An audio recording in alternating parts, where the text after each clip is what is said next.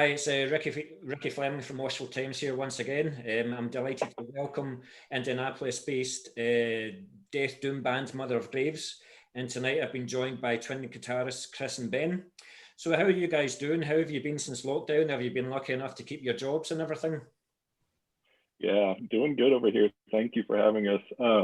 Yeah, I've been working at home since March. The office closed down back in March, but lucky enough to be able to stay employed, just hunkering down and not really doing too much, but playing guitar and hanging out with the family. Yeah. So what about your good self, Ben? Pretty much the same. I mean, I've been able to keep my job. Well, I've actually been at the office since June of 2020. We never went permanent at home at all.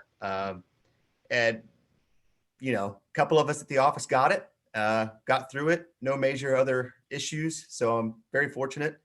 And like Chris said, otherwise just kind of staying at home and doing our thing. Well, I'm very glad to hear that, and I'm very glad to hear that you have been picking up the guitar, because we're going to talk about Mother of Graves and the debut EP In Somber Dreams. So you've only been active for a couple of years, and so far Mother of Graves have released 2 singles as well. So how does it feel for Mother of Graves to be releasing their debut EP this month and get it out there for the masses to hear? I'll go. I mean, it feels really good. It's been a long time coming. I was just talking to Ben a little bit earlier. I was looking at the voice recorder on my phone where I, record riff ideas. And the last song on the EP, Deliverance, apparently I started writing that song back in September 2016. Because I found the chord progression on that. At that point, I didn't know what I was going to do with it or anything, but it feels really, really good to have this coming out right now. I mean, we didn't really initially plan this to be a band or anything. It was just kind of a project and outlet to write some things. And but thankfully, Ben came along 2019 to help finish writing all this stuff. So feels really good. So it's all his fault. Yeah, it is. That's right. So Deliverance then, was that going to be a song for another album, or was it just something that you just wrote yourself and see what happens? It was just something I was writing. Like, I think it's in like our promo material that Wise Blood put out, but like this band started because one of my best friends passed away in 2016, and like I was listening to some different styles of music and everything, so I was just writing like sad feeling songs and things like that. And it kind of just, I was just hanging on to the riffs. I didn't really know what I was going to do with them, and then I got the idea to I had to record them for some sort of project. So that's kind of how Mother of Graves was born back then. Excellent, thank you very much. What about yourself, Ben? Is this like your first studio recording as well being released, or have you done other things with other bands as well? Well, I mean, a long time ago now. Chris and I, we were in a death metal band, Harakiri. And so we've been friends for a very, very long time, have worked on, small little music projects here and there. And so when Chris approached me about this, I think the initial idea was we were going to do this, for ourselves and just have fun with it. But it really started to pick up some traction, and then we got Brandon involved, and next thing you know, I mean, it actually became a real thing.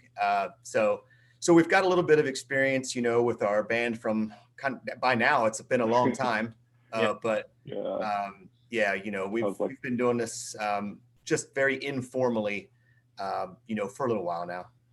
So Harakiri, was that like a much more straightforward death metal band? And did it take you a lot of convincing from Chris to write some death doom material?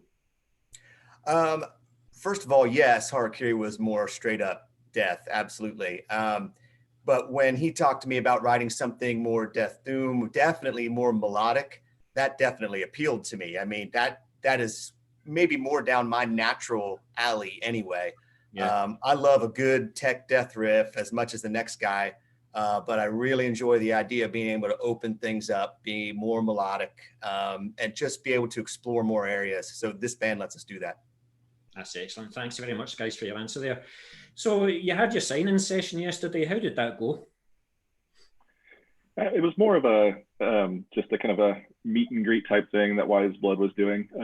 We just kind of hung out with a bunch of friends that were just swinging by, met some new people. It was actually fantastic. We haven't seen anybody in a really long time. We were all masked up, like hanging out in this venue and just selling T-shirts, selling CDs, hanging out, talking about metal. I mean, it was fantastic. So I must feel then that this is really the beginning of something here. This is beginning to take off. So good. I wish you guys the best of luck. So also, thank you. So also the reviews for the EP are coming in thick and fast, and they're all extremely positive. So it must be refreshing to read such accolades. But did you expect these responses? You know, I don't know if we can say that we expected these kind of responses. I know I can say that we didn't. I mean, yeah. You know, I think we're happy with what we ended up with, what we ended up putting together. But you know, you get so familiar, you get so involved with your own music that at some point you really can't see it from the outside anymore. And so we had no idea really if it was. I mean, you know what I mean? Like, is it really any good? We've been working on this stuff and we've been, you know, so involved with it that it's hard to get that objective perspective. So to hear other people's perspectives on it, boy, I mean, we really appreciate that, but certainly did not expect that at all.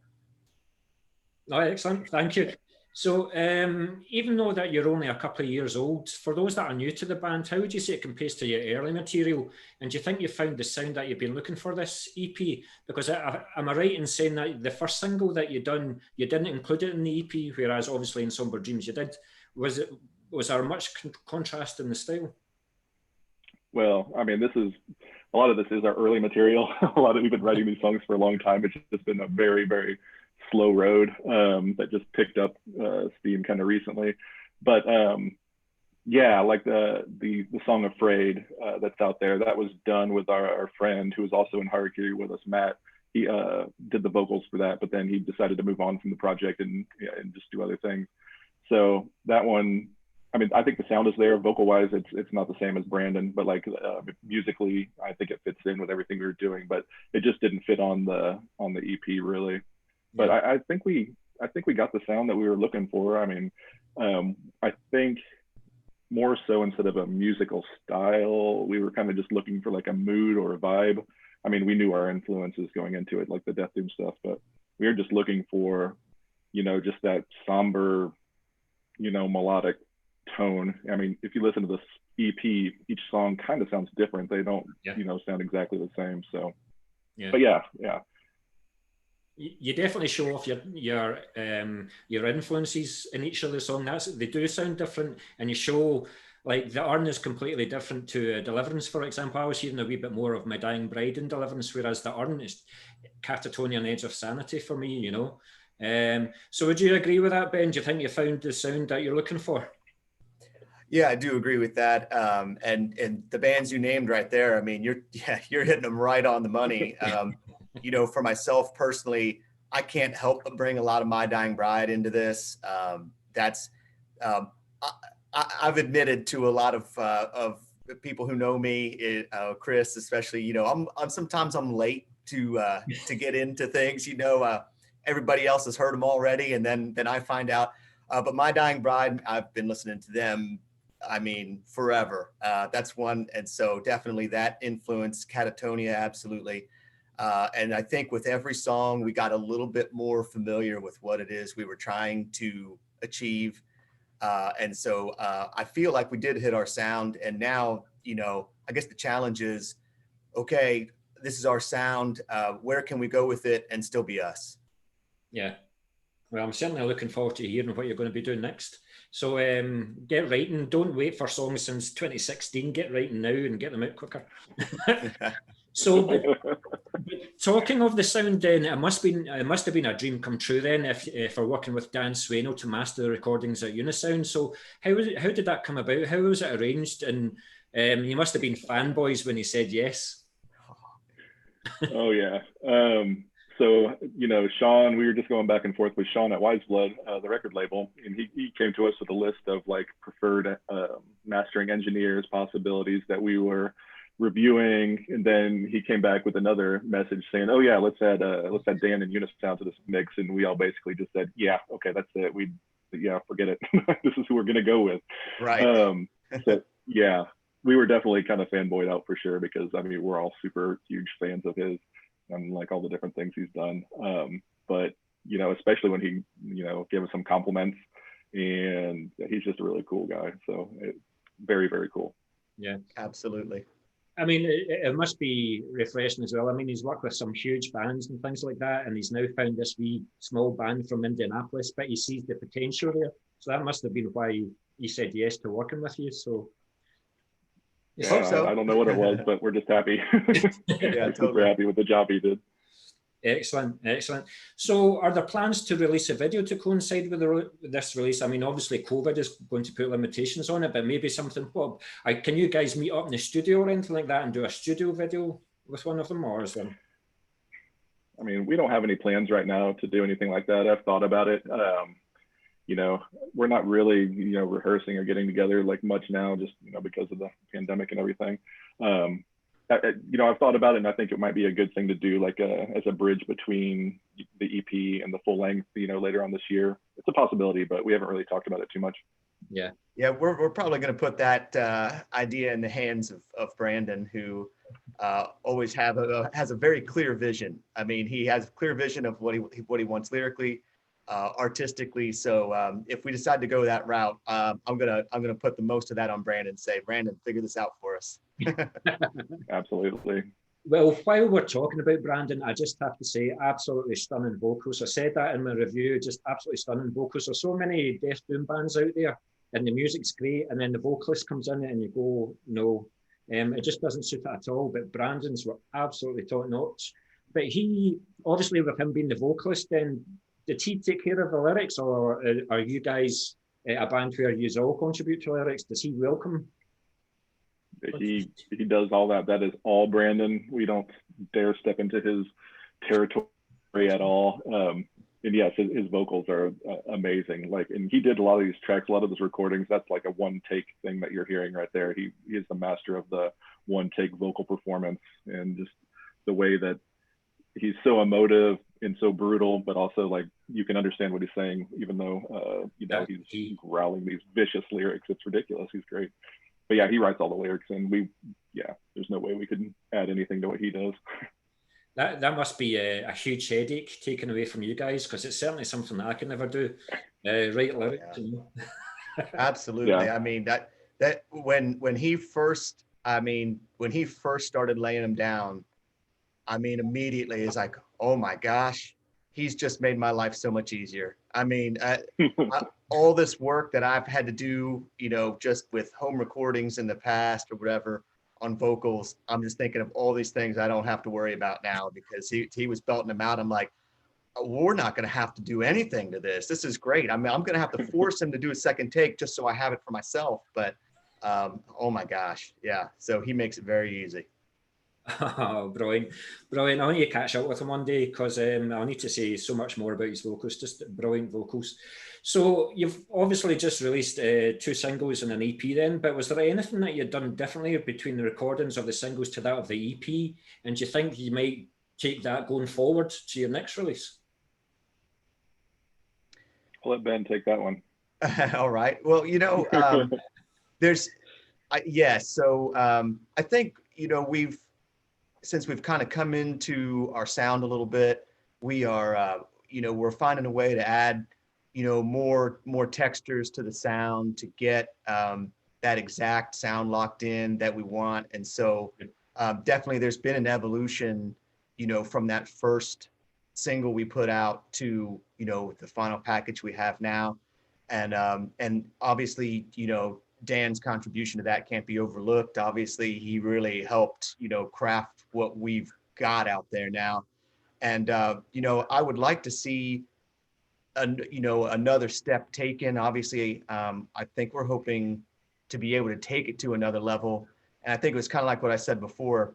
I would love to have this full length still sound like us, but still have whatever those extra ingredients are, whatever they may be. So hopefully it's still going to be a progression. Yeah. Thanks a lot for that, Ben. Thank you. So the EP is going to be released by newly founded label Wiseblood Records. So how did this come about, and how's the relationship been so far? Did you get a couple of offers to release it, or? No, we were just actually planning to do like a self-release, just spread it around locally. But yeah, Sean, who lives here in Indy, and he writes for Decibel magazine, and I'm sure other places.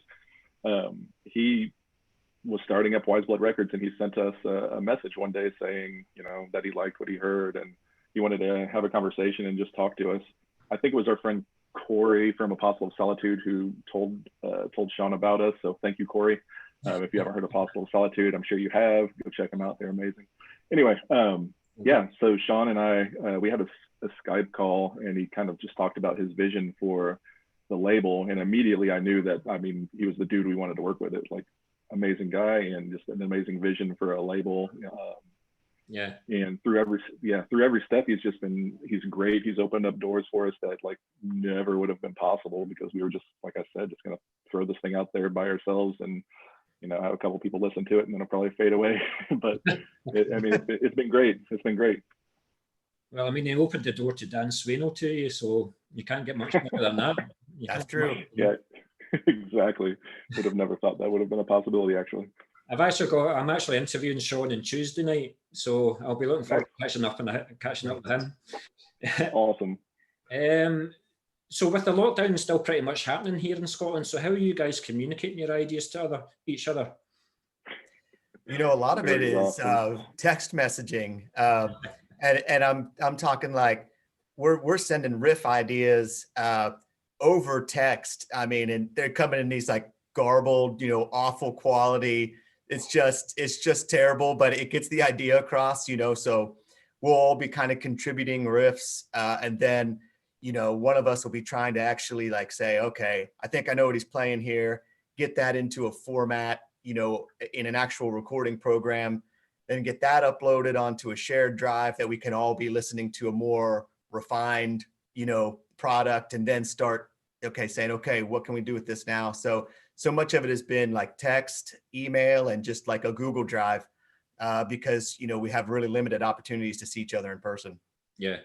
So Ben, is Chris the guy that sends you a riff at 4 o'clock in the morning and stuff like that?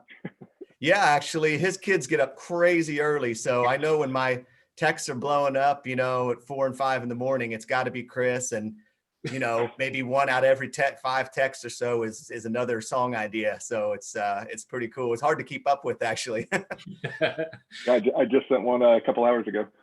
That's true. Yeah.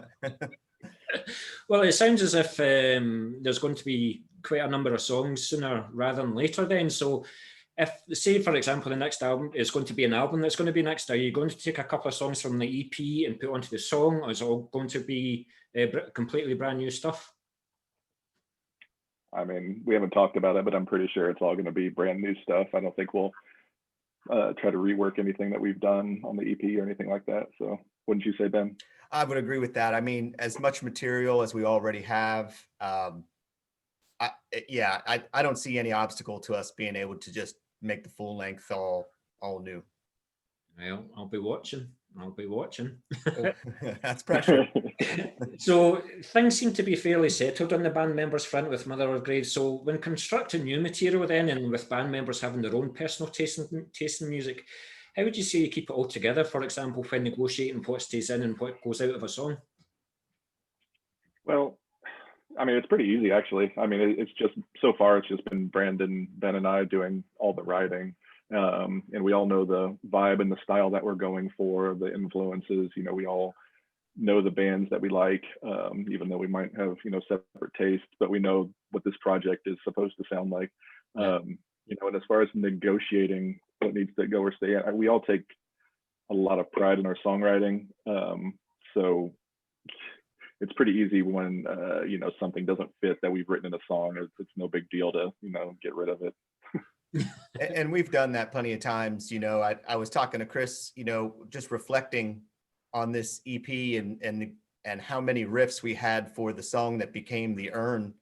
And that song was, what was it? It was like 7 or 8 minutes long. It and was like had, twice as you long. know, way too many riffs. And at the time that we had written them, you know, we loved them. But, you know, you realize after you hear a song a few times over, you're like, okay, this is perfect. This doesn't fit. And this is still on the table. And so that's kind of, you know, our process there is, you know, we'll all talk about if it fits, if it doesn't, or what can be done with it to save it. And hopefully the final product comes out good.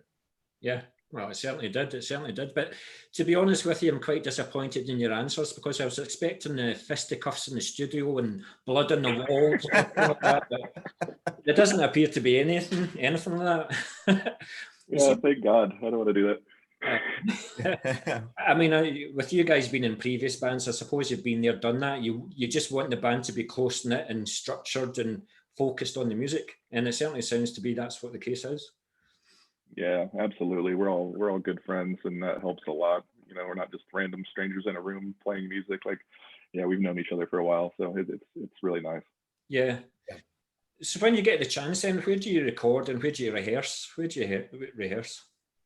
Yeah, so we haven't been rehearsing like at all because of COVID. Yeah.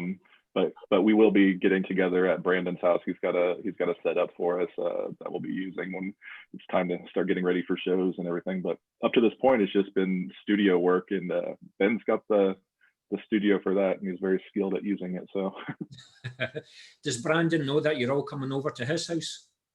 He does now. Oh, yeah. He hears it. He wants us to come over like tomorrow. So there will, of course, be no live shows in the near future. But with hope on the horizon, with the vaccine and whatnot, do you have plans for maybe in the summer? And do you have plans to maybe go on bigger tours and further afield when 2021 gets better? Well, we definitely have plans to play some shows, you know, starting out locally. I think actually we're under contract with Wise Blood to actually play a showcase show that he's going to be setting up. But yeah, once it's safe to do so, we're definitely going to play around here. You know, no plans for touring or anything like that at this point, but you know, we'd love to get on some festival appearances or something like that as soon as it's safe to do so, you know, down the road. Kind of, we'll see when the venues open back up and see what we can do. Yeah. So how difficult would that be to juggle the day jobs and maybe going on like a week's tour in America or even a couple of dates in Europe at festivals or something? You know, that's something we've done it before. And admittedly, earlier in our lives before family was such a big deal like it is now. But I mean, we still did that whole juggle the full-time job and, you know, somehow get the permission to go on that, you know, that week or week and a half long tour and get through it. Now Europe, I mean, that's a whole nother thing. That idea sounds really exciting. There's all kinds of logistical things to consider with that, but I guess we'll just kind of see where it goes. I guess I can say, I mean, we've done it before. I won't say it'll be easy, but hopefully we can manage it. And just to let you, maybe I'll take the family with me over to Europe, bring the kids along, make them sell merch at the merch table. That's it. Get them working for you. That's what I was going to say, just to remind you Americans that in the UK, there is actually a smaller country called Scotland, because sometimes when bands come over, they'll go to the UK, do a UK tour, and it's London, and that's it, you know. So just remember this country further north. I mean, Glasgow, I've stayed in Glasgow all my life. Glasgow has got a huge scene, and so does Edinburgh. I mean, even Aberdeen. I mean, if there was a chance that you would do a UK or one of these days, there's certainly lots of places in the UK that I would definitely recommend you play, and not just London if the opportunity arose, you know. So are you offering us a place to stay on your couch? Yes. I have a 3-bedroom house, and I'm just staying in it myself, so there's plenty of room. That's great. I mean, we can do floors too. I mean, we're used to that. Floors or under the kitchen table. That was a fun one. Well, under the kitchen table, with the dogs using it as a bathroom near us. I'll make sure we're stocked up with Jack Daniels and beer, so the floor might be the likely outcome, to be honest with you. Sounds perfect. Cool. So it's now looking like you guys are prolific songwriters with a number of releases under your belt since your inception. So with the debut EP being released in January, what's next for Mother of Graves? Well, I mean, we're working on the full length. You know, we've been, Ben, how many songs do you think we have in the works right now? I mean, at least half a dozen that are like in various stages of completion, I would say. Yep. Who knows if they'll all make them on the album or not, but we've got quite a few of them like already going, and then a bunch of other riffs. So yeah, that's the next step, is just to get this full length out as, you know, as soon as it's ready to go. So when was the last of the 4 songs finished? I mean, was the last song ready and ready to go in August or something like that? So you've had like 4 or 5 months to do new stuff, or? What was that? I'm trying to remember what my deadline was to have the masters to Dan, or not the masters, the mix for. It was sometime in, oh gosh, maybe October. It's been a couple of months, at least 2 or 3 months that we've been finished with that. Yeah. Yeah, you were working to the last minute up on the mixes. I remember it was a tight deadline. I'll never be ahead of time, so don't even. Yeah. Well, it sounds as if you're getting yourselves all hyped up about this. Because of the hype about the band, you're encouraging yourself to keep the ball moving, keep the ball rolling. So please keep doing so. So I'm now maybe showing my age a wee bit here, but before the internet, magazines and fanzines were the places to find out about new bands and trends. But now publications have been replaced with thousands of websites catering for all genres. So do you think that some of the passion's been lost, or do you think that the internet has been a good thing for music and a good thing for Mother of Graves? You know, I think the internet's been a great thing, you know, for bands, especially like Mother of Graves, that, you know, started the way that we did. You know, again, with Chris and I being in that band now more than 20 years ago, when, yeah, the world was a different place, and it was a lot more difficult to get your material into the hands of someone just who wasn't in the local scene. Yeah. You know, now with the click of a button on your computer, you can get this thing literally worldwide. And so for the exposure, boy, the internet's been a huge boon. I mean, and then people can listen to it, and they can have their own, you know, their own web thing where they're making a review about it and everything. You know, if there's a downside at all, it's that, you know, everyone can do that. Yes. So that means now there are thousands and thousands of bands. And how do you separate yourself from the pack? And that's a tough question to answer. But I think overall, and when we remember the zines, Chris and I do, I mean, that was the thing. That was the only way to digest that stuff. But the internet's been great for us. I thought Chris was about 26 or 27. I just thought that was bum fluff in his chin there, you know. No, I mean, I've been speaking to guys since like the early 1990s, and it was like sending a couple of pounds away, and then a few days later you'll get like a cassette tape back, and you'd listen to it, and even though I don't really like that, you'll give the band try after try after try. Whereas nowadays it's just a click of a button, you listen to it for 10 seconds, oh, that's shit. But like you say, Ben, there's 10,000 bands doing it. I'll just listen to the next band. So you're not even trying anymore. You know, it's too easy nowadays. But yeah. Those days were fun though, the tape trading. You open up the envelope and like 1,000 little ads and stickers and like things would like fall out. And we did that back in the day with our first demos, sending out cassettes and just stuffing it full of, you know, flyers and ads and everything. Yeah, it had its charm. Yeah, we've just got to move with the times though. But listen, I mean, if it wasn't for the internet, it was just a simple question that Sean put on the World Metal Scene group. It was like your favourite death metal vocalist, and I was saying John Tardy and Van Drunen and things like that, you know. And he said, "Great, what do you think about this band?" And that was it. So if he didn't do that, I wouldn't have known a single thing about you guys.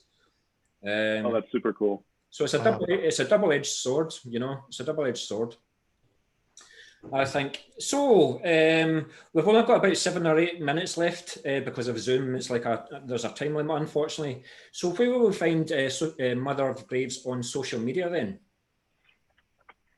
Yeah, so I mean, we're on Facebook. I think it's Mother of Graves Band on Facebook. And then Bandcamp, motherofgraves.bandcamp.com. We're on Instagram. I don't know what our username is, probably Mother of Graves, I'm assuming. We don't have a Twitter, but yeah, just Google us, you'll find us around. That's excellent.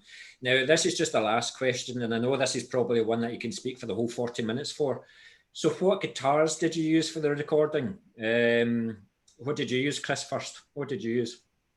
Yeah, so I think pretty much I used my 1992 Gibson Les Paul Custom Plus that I had for many, many years, probably close to 20 years now. I don't, Ben, did I use the SG at all on this? I think I just used the Les Paul for my guitar parts. I think so. Yeah, so I think you used your Les Paul. And then I think I used your Les Paul a lot. Also, we have a much newer Epiphone Les Paul, and I had a Gibson SG from 1990 something. I don't remember how old the SG is, that I used for a few parts as well, just because I liked the tone I was getting from it in a particular place. And then the bass is, it's just some random PV something. I mean, I don't even know. Yeah. So when you go on tour, Chris, will you be taking your 1992 guitar, but will you be taking like something else as a backup, or? Yeah, for sure. Because we're probably going to have songs in a couple different tunings, so I want to be ready. Plus, I break strings all the time like a madman. So yeah, I'll bring the Les Paul. I've got a Gibson SG too, and then I recently acquired a BC Rich Mockingbird that I'm getting a new pickup installed in right now, so that'll be making an appearance as well. Yeah, you sound a man of experience there, like with your guitar strings breaking in a live environment. So, but it sounds as if you're a whiz kid as well now. Oh, fix it. Yeah. Carry on with the song. Yeah, try to do your best with 5 strings, and then duck down behind your cabinet for a while and change one really quick. Or luckily, I mean, sometimes every once in a while you have a buddy sitting next to the stage who you throw the guitar to, and he can switch it out for you. So Ben, don't take this the wrong way or anything like that, but you look like the wee bit more technical guy. So what pedals do you use then? A lot of it honestly is just delay and reverb, and the specifics. I don't even know if I could tell you, because even though I have physical floor models for those, for the album I actually decided to use VST, and just and emulate that, because it was getting me a sound that was more consistent than I was getting running them through my pedals. And I thought, for the studio environment, that was probably better. But yeah, from us, I mean, you'll hear it's delay and reverb all day and all night. I mean, there's plenty of it. That's excellent. Listen, guys, it's been an absolute pleasure talking to you. I try not to act too much of a fanboy throughout the interview, but for a debut release, it's just absolutely outstanding. The only reason I gave it a 9 out of 10 and not a 10 out of 10 was because it was an EP. If it was an album, then you would have quite possibly got the 10. And I don't give that out, and I don't give those markings out. So you've certainly got a true fan, you've got a true believer, and I do believe that you're going to go places. And I hope the world just gets itself together and you can promote the shit out of this, because it's good stuff. It's good stuff. Thank you so much, Ricky. We really, really appreciate it. No worries. Really means a lot. Take care, guys. Take care.